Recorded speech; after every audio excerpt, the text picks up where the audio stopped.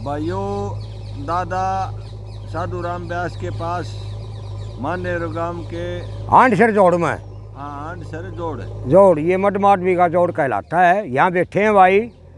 और दादा एक तो वो बताओ थे आप जी, वो बता दो मैंने सर में दर्द की वो बताओ थे। देखो भाई, ये लगभग ये जो जोड़ है ये 6 किला में है। हाँ। और यहाँ प्राय औषधियाँ होती हैं। औषधियाँ हाँ। जैसे काली तुलसा, द्रोण पुष्पी। अगर किसी भाई को बुखार नहीं छोड़ता हो, महीना में 20 दिन में चढ़ाए रहता हो, वो 2 दिन द्रोण पुष्पी को उबाल कर पिए। द्रोण पुष्पी, द्रोण माने 2 गड़े। वो कड़वी होती है, उसको 2 दिन पियोगे तो 2 साल बुखार नहीं चढ़ेगा, 3 दिन पियोगे 3 साल बुखार नहीं चढ़ेगा। और दूब की के को थे? दूब जिस भाई का सिर में दर्द रहता हो, वो सर्दी में ना पिए 2 महीने, गर्मी में या और किसी ऋतु में पिए।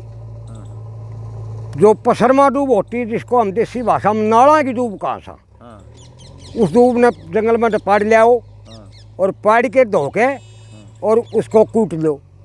उसमें 2 काली मिर्च गेर लो, थोड़ी सी मिश्री गेर लो, थोड़ा 1 चुटकी संजा नमक डाल लो, टेस्ट बदल जाए, उसका टेस्ट बदल जाएगा। और उसमें 1 गिलास पानी का छोड़ दो, और फिर उसको सफ़ेद कपड़े में निचोड़ कर छान के और खाली पेट 3 दिन पी लो। खाली पेट। इन ऋषिया के सर में दर्द नहीं होया करता के? देखो भाई, ऋषिया के सर में दर्द होता था तो वही सिर्फ दूब का प्रयोग करते थे। ये दुर्वासा जी जो थे, इनका बड़ा सिर में चक्कर आने लग गया और बड़ा क्रोध उठने लग गया। तो भगवान शिव के पास चले गए। मैं तो प्रणाम किया, ए पिताजी मैं आपका अंश हूँ, और मेरे तो सिर में चक्कर चढ़ा रहे से और बहुत क्रोध आओ से। तो नुला भाई तैं दूब पिया कर कूट के न छान के। तो दुर्वासा जी पत्थर पर रगड़ के और छालना में बांध के और पानी ऊपर तक घेर कर जी उस दूब को पीते थे। तो जिस सज्जन का, जिस माता बहन का सिर में दर्द बार बार रहता हो, क्योंकि इस सिर का 5 कोष हैं, अन्नमय, प्राणमय, विनोमय, आनंदमय, विज्ञानमय। अच्छा। तो जो मनोमय कोष है, उसके अंदर ही डिप्रेशन होता है, उसके अंदर ही तनाव उत्पन्न होता है। हम अधिक बार किसी प्रश्न को गहन चिंतन से सोचते हैं, तो हमारा मनोमय जो होता है वो खराब हो जाता है। ये दुर्वासा और दूब तो एक जैसे शब्द नहीं। देखिए, दुर्वासा नाम ही दुर्वा कहते हैं संस्कृत में दूब को। अच्छा। दूब को ही दुर्वासा कहते हैं। और भोलेनाथ ने कहा था, हे दुर्वासा तू इस दूब को पिया कर, यही तेरा आहार है। और इस दूब से कोई भी मंगलमय अनुष्ठान होगा, उसमें जल में डबो के इसका छिटका मारा जाएगा, तो हर प्राणी में जो वहाँ बैठे हैं उनमें शीतलता उत्पन्न हो जाएगी, उनको क्रोध नहीं होगा। अच्छा। दूब का यो महत्व है। इसलिए इस दूब के छिड़के से आदमियों को मंगलमय किया जाता है, खुश किया जाता है। दूब 3 दिन पिए निर्नावासी खाली पेट, सिर में तनाव नहीं होगा, मनोमय कोष विषाक्त हो जाता है, तब ये डिप्रेशन होता है और सिर में दर्द होता है।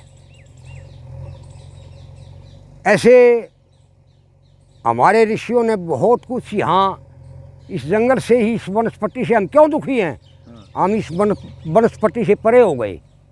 जैसे यहाँ मैंने आपसे जिक्र दिखाया था, दिखाऊं भी गाई, यहाँ एक शमी का वृक्ष है। शमी, जिसको हम क्षेत्रीय भाषा में केंदू भी कहते हैं। और ये इतना सघन, इतना गहरा होता है कि इसके अंदर सूर्य की किरणें नहीं आती। जब अर्जुन स्वर्ग में गया, इंद्र के पास गया, तब अपने शस्त्र इस शमी के वृक्ष में लगा के गया था। अच्छा अच्छा अच्छा। और जब राम ने चढ़ाई करी लंका पे, तब शमी वृक्ष की पूजा करी थी। शमी इसका क्या है, इसके कंधौड़ दागे से गोल गोल छोटे लाडू वर्गे हाँ और पत्ते, हाँ कंधौड़ और इसके पत्ते, हाँ 1 किलो पत्ते, हाँ 5 किलो पानी, हाँ 1 घड़े में उबाल लो और उसको 3 दिन तक उबालते जाओ जब तक उसके पत्ते पीले नहीं हो जाएं। हाँ केवल उस पानी से, जो डॉक्टर कह दे कि भाई वो तो पाँव उरत काटना पड़ेगा, हड्ड गल गया सड़ गया, ये मांस गल गया सड़ गया, क्योंकि मांस के बीच में एक पनामा होता है। अच्छा जो जख्म के चारों तरफ दौड़ी दौड़ी लेयर होती है। अच्छा अच्छा जब इंसान का पनामा खत्म हो जाएगा, जब चमड़ी तिड़क जाएगी, अच्छा उस चमड़ी को, उस पनामे को दुरुस्त करने के लिए केवल उस पानी से ही धोइए, कोई दवाई लाने की आवश्यकता नहीं। आप 3-4 दिन उस जख्म को इस केंदू के पानी से, इस शमी वृक्ष के पत्तों के उबले हुए पानी से धोइए, काफ़ी आराम लगा। काफ़ी आराम नहीं, बिल्कुल वो 1 हफ्ते में ठीक हो जाएगा और वो हार्ट दुरुस्त हो जाएगा। जाड़, ये जाड़ के वृक्ष हैं। हाँ पहले हमारे टाइम में तो बड़ी पील ला गया कर दी, आज के बच्चों ने तो पील का बारे पता नहीं है। ना नहीं बेरा। यहाँ जाड़ के भी 100-200 पेड़ ज़रूर हैं, खड़े हैं। हाँ और ये आप कदम के पेड़ तो यहाँ 50 की जनसंख्या में हैं। हाँ यहाँ आप देख रहे हैं, ये हज़ारों वर्ष के हैं। कोई भी ये नहीं बता सकता कि ये पेड़ मेरे सामने होया। ये पेड़ भी 20 वर्ष से खड़ा है। ये सामने छोटा पेड़ जो खड़ा है, हाँ मैं 20-30 वर्ष से इसको यूं का यूं ओट का ओट देख रहा हूँ।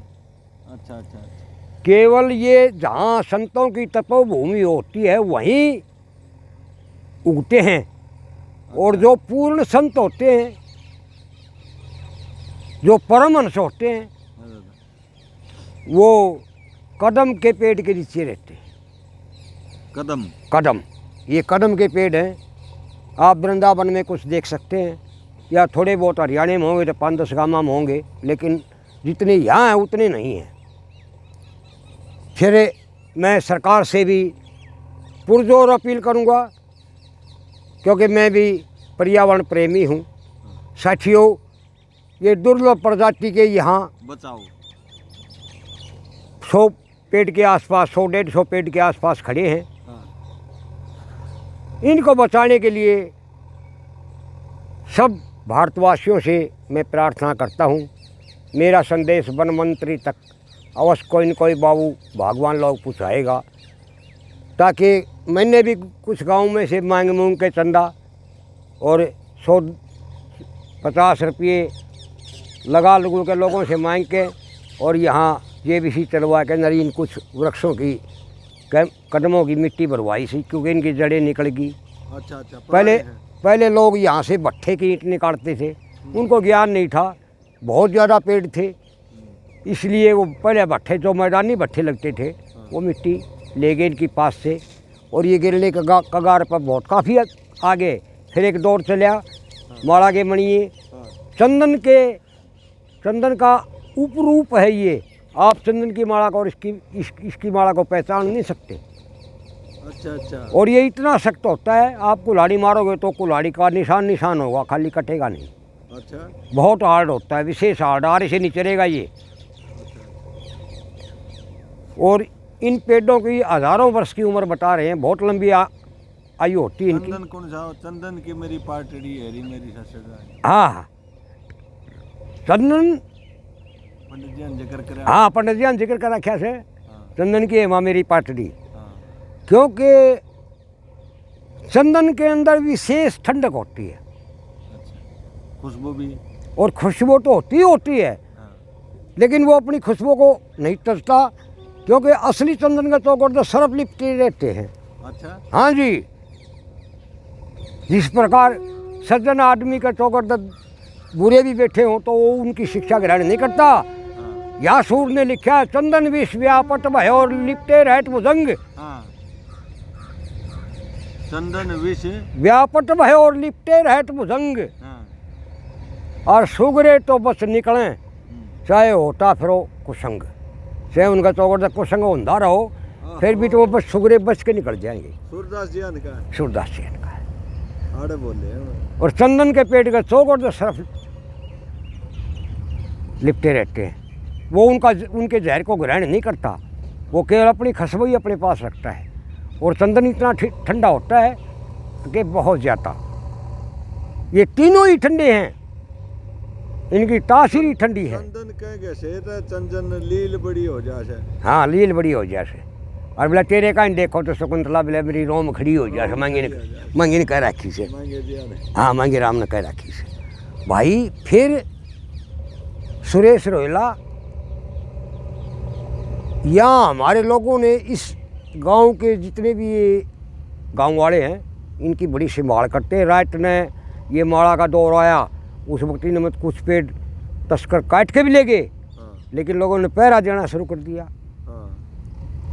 जब जाके पेड़ बचे हैं, और मैं सरकार से अपील करता हूँ भाई इनकी तरफ दोबारा वन मंत्री से खास करके, अगर भाई इन दुर्लभ पेड़ों को बचाओ, कुछ सहायता करो, कोई DFO भेजो, कोई अपना वन विभाग का कारिंदा भेजो, क्योंकि दुर्लभ प्रजाति के पेड़ पूरे हरियाणा में मुश्किल से 10 गांवों में मिलेंगे आपको, वो भी इक्का दुक्का। फिर आप जैसे लोग भी मुश्किल तो 10 पाओगे।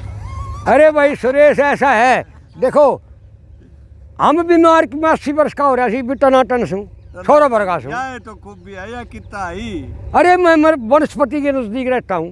अच्छा। और वनस्पति खाने की कोशिश करता भाई, मिल जाए तो। और फिर देखिए 28 बार जो आदमी नहीं हंसेगा दिन में, अच्छा, वो बीमार हो जाएगा। 28 बार ये लिखित है। ये कभी कोई भाई नू समझेगा बूढ़ा करता हूँ ये बंडल मार रहा है ना, बिल्कुल। लाफिंग चैप्टर में भी